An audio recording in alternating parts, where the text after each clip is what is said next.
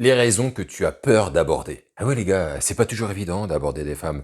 Vous le savez très bien, parce que je sais aussi, et je le vois bien à travers le Discord, que tout le monde ne passe pas à l'action. Je dirais même qu'il n'y en a pas beaucoup, il n'y en a même pas suffisamment, je dirais, qui passent à l'action, qui vont aborder des femmes. Mais pourquoi? Parce qu'il y a aussi pas mal de peur vis-à-vis de l'approche, vis-à-vis du fait d'aller leur parler. Et c'est ce qu'on va voir aujourd'hui. Je vais vous tordre le cou, les gars, à toutes ces raisons néfastes, hein, ces raisons négatives qui peuvent arriver dans votre esprit, qui font que vous ne passez pas à l'action et vous n'allez pas aborder une femme. Et vous allez voir que moi aussi, j'ai eu ces erreurs-là en tête. Aujourd'hui, je les ai beaucoup moins. Ça peut arriver d'avoir encore quelques traces, mais fondamentalement, ça y est, j'en suis plutôt débarrassé. Si tu ne me connais pas, je m'appelle Brice, j'ai créé la chaîne La Séduction pour les zéros pour ceux qui veulent apprendre, qui veulent faire des rencontres dans la vraie vie. Putain, je sais ça te choque que je ne parle pas des applications de rencontres, mais moi je veux faire des rencontres dans la vraie vie et j'ai étudié ça pendant 10 ans. J'ai été en bar, en club, dans la street, dans les centres commerciaux, dans des salons, bref, j'ai abordé à peu près partout et je vais te partager justement toute mon expérience pour que tu comprennes comment faire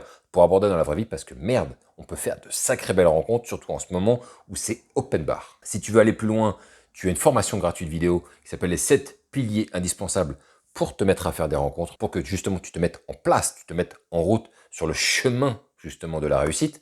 Et puis si tu veux vraiment aller plus loin, tu as le challenge 30 jours, le process qui va t'expliquer pas à pas, jour après jour, en te donnant des exercices, comment faire pour apprendre à aborder des femmes dans la vie de tous les jours avec des exercices pratiques que tu vas devoir faire et qui vont te garantir un résultat. Et bien sûr, tu peux nous rejoindre sur Discord où tu vas pouvoir rencontrer des gars, discuter avec eux, poser des questions, bref, tu connais. Donc on va voir quelles sont toutes les raisons qui font que tu as peur d'aborder. Je vais peut-être en oublier. Tu me mettras dans les commentaires justement des peurs que tu as pu avoir, toi aussi, en voulant aborder une femme, qui n'est pas arrivé, tu t'es pas lancé, il y a eu un frein et tu sais maintenant l'expliquer pourquoi. Tu me les mettras dans les commentaires si jamais je n'en ai pas parlé et ce sera avec plaisir de répondre justement à ces commentaires. Allez, on n'attend pas plus longtemps, c'est parti.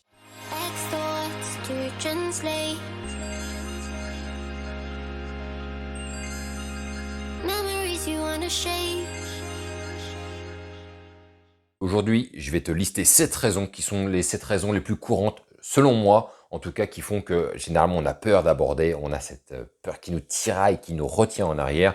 Encore une fois, si jamais il y en a que j'oublie, tu me le mets dans les commentaires, ce sera toujours intéressant de voir ça. Et on va reprendre un petit peu le principe de la chauve-souris enragée pour ceux qui connaissent le sketch de Bigard, parce que on va voir ça par étapes, on va commencer dès le début. La première peur qui survient lorsque l'on voit une femme passer, c'est la peur du rejet, la peur du râteau. Ça, c'est la peur la plus connue, celle dont tout le monde parle, le râteau, le rejet, la peur d'avoir ça. Et ça, c'est directement lié au fait que tu n'as pas suffisamment eu d'échecs probablement dans ta vie. C'est pas normal que tu puisses avoir autant peur de te prendre un râteau. Et si je te dis ça, c'est que moi-même, je m'en suis rendu compte. Moi-même, lorsque je voyais une femme passer, j'avais toujours peur qu'elle me rejette, j'avais peur de me manger un râteau. Pourquoi? Parce que depuis tout petit, et je pense que c'est la même chose pour la plupart des mecs, si ce n'est tous en réalité, et vous me direz ça dans les commentaires les gars, ce dont je me souviens depuis tout petit, c'est que à chaque fois qu'un mec, et que ce soit moi ou un autre, on tentait quelque chose avec une nana, les autres étaient toujours là à te regarder et à te montrer du doigt en te disant « Oh, il s'est fait dégager, ouh, ah, la honte, la honte ». Et donc du coup, t'as tellement pas envie de revivre ce genre de situation que du coup, tu n'y vas pas parce que t'as pas envie que ce soit la honte pour toi. Donc t'as pas envie de te prendre un rejet déjà parce que t'aimes pas qu'on te dise non, parce que t'as pas dans notre monde occidental français, on ne vit pas beaucoup dans le rejet, on ne vit pas beaucoup dans le refus. Et donc déjà ça, c'est un premier point de crispation, pardon. Mais en plus, on trouve ça honteux. On s'est fait rejeter, elle nous dégage, on est une merde, on n'a pas envie de vivre ça. Et ça, c'est quelque chose que tu vas devoir combattre. La deuxième raison qui fait que tu as peur d'aborder, c'est qu'elle t'impressionne trop. Ça peut arriver, j'ai déjà vécu ça, je vais vous raconter une petite anecdote. Je me souviens, j'étais avec 3 gars ce jour-là sur Paris. On voit une meuf, une frappe atomique passer littéralement devant nous. On était en pleine session de drague, on était en train de s'entraîner et on voit cette frappe atomique passer. On s'est regardé tous les trois, genre putain, qui c'est qui y va? Il y en a un qui a dégainé en premier, qui s'est barré, qui a été la rejoindre. Elle a disparu derrière le coin d'un immeuble et lui, il a été la rejoindre et il est revenu aussi sec. Et donc, je lui dis, mais putain, c'était super rapide. Qu'est-ce qui s'est passé? Et là, vous savez ce qu'il m'a dit? Il m'a dit, non, en fait, au moment où j'allais l'aborder, j'ai perdu mes couilles en route. Et donc, en réalité, il n'y est pas allé parce que la meuf l'impressionnait trop, en réalité. Et moi, j'ai déjà connu ça. Ça m'est déjà arrivé de voir des nanas, je me dis, waouh, elles sont stylées de fou, elles sont belles de fou, Elle m'impressionne trop. Je ne suis peut-être pas au niveau, en fait. C'est ça, souvent, la pensée qui peut arriver. C'est de se dire, on n'est pas au niveau. Je pense que là, c'est trop fort pour moi, trop puissant. C'est comme si on me confiait une Maserati ou une Ferrari, alors que j'ai toujours conduit que des 2 chevaux, que des Clio, que des voitures de merde. Là, non, je n'arriverai pas à piloter ce genre de caisse. Eh bien, c'est l'effet que ça donne. Il va falloir, à un moment donné, arriver à combattre ça. Pour pouvoir combattre ça, il va falloir quand même en aborder de plus en plus. C'est ça, les gars. Alors, mon meilleur conseil aussi, là-dessus, c'est que commencez, si vous ne le sentez pas, commencez avec des nanas de niveau moyen. Il n'y a pas de souci avec ça. Commencez avec des nanas qui sont moyennement jolies, moyennement stylées, et au fur et à mesure, montez les curseurs. Parce qu'il y a fort à parier que si ces nanas hyper stylées, hyper gaulées, elles vous font peur, elles vous impressionnent, il y a fort à parier que les nanas qui sont moyennes vous impressionnent aussi un petit peu. Moins, certes, mais elles vous impressionnent aussi. Donc, on va y aller graduellement. Déjà, abordez des nanas qui sont de niveau moyen, habituez-vous à ça. Une fois que ça vous fait plus rien, on monte d'un cran. La troisième raison qui fait que tu as peur d'aborder, c'est tu as peur de te faire embrouiller, comme ça, en pleine rue, que la nana, elle t'embrouille devant tout le monde. Mais qu'est-ce que tu fais? Ça va pas? Aujourd'hui, avec le discours des féministes, on a vraiment l'impression que c'est ce qui pourrait se passer. Or, ces discours féministes, qu'elles essayent comme ça de vous rentrer dans votre cerveau, ce n'est pas la réalité, ce n'est pas la vraie vie. Et je me souviens, je vais vous raconter une autre anecdote, les gars, j'étais à San Francisco, et donc j'étais avec un groupe de 2, 3 gonzesses, je sais plus combien on était, et elles me voyaient tout le temps aborder à droite, à gauche, et un jour, il y avait une Allemande qui me dit, Chris, j'attends le jour, mais vraiment, j'attends le jour où tu vas aborder une nana et elle va te mettre une claque dans la gueule. Et je lui dis, regarde-moi bien, on a encore 2 semaines à passer ensemble et je te le dis d'avance, ça n'arrivera jamais. Ça n'arrivera jamais parce que j'ai l'art et la manière d'aborder les femmes. Et je sais très bien que jamais elles vont me claquer la gueule à aucun moment. À aucun moment. Et à la fin de mon séjour, je lui dis, alors, tu m'as déjà vu me prendre une gifle? Elle m'a dit non, c'est vrai. Elle m'a dit mais t'as eu de la chance. Je fais non, j'ai pas eu de la chance. Je sais comment aborder une personne. Je sais comment aller m'adresser à elle sans que ce soit quelque chose de violent, sans que ce soit quelque chose d'agressif. Et ça, c'est quelque chose que elle ne voyait pas. Et donc dans son esprit, c'est quelque chose qui ne se faisait pas. Moi, je le faisais devant elle et elle comprenait pas pourquoi il m'arrivait jamais rien. Bon, elle voyait pas clair. C'est pas de sa faute. Elle savait pas. Mais en tout cas, je peux vous garantir, les gars, vous ne vous ferez pas embrouiller si vous faites les choses de manière nickel. Bon, bah alors admettons, tout ça, c'est bon, ça passe, il n'y a pas de souci, vous n'avez pas peur qu'elle vous embrouille, elle ne vous impressionne pas. Là, survient peut-être une autre peur, c'est je ne sais pas quoi lui dire comme première phrase d'approche. Utilisez un maximum, les gars, les choses que vous voyez sur elle. Est-ce qu'elle est pressée? Est-ce qu'elle n'est pas pressée? Est-ce qu'elle porte des vêtements originaux? Est-ce que, je sais pas, elle a une coupe de cheveux originale aussi? Ou une coupe de cheveux que vous aimez bien?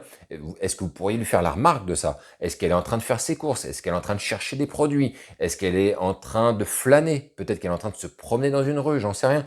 Utilisez tout ce que vous voyez, utilisez votre cerveau pour être créatif à ce niveau-là. Et être créatif, c'est pas dessiner d'une page blanche. Vous voyez une personne avec un comportement, une attitude, vous vous servez de ce que vous voyez pour créer une phrase d'approche. Et la cinquième raison qui revient souvent, donc là c'est pareil, on va reprendre le principe de la chauve-souris enragée.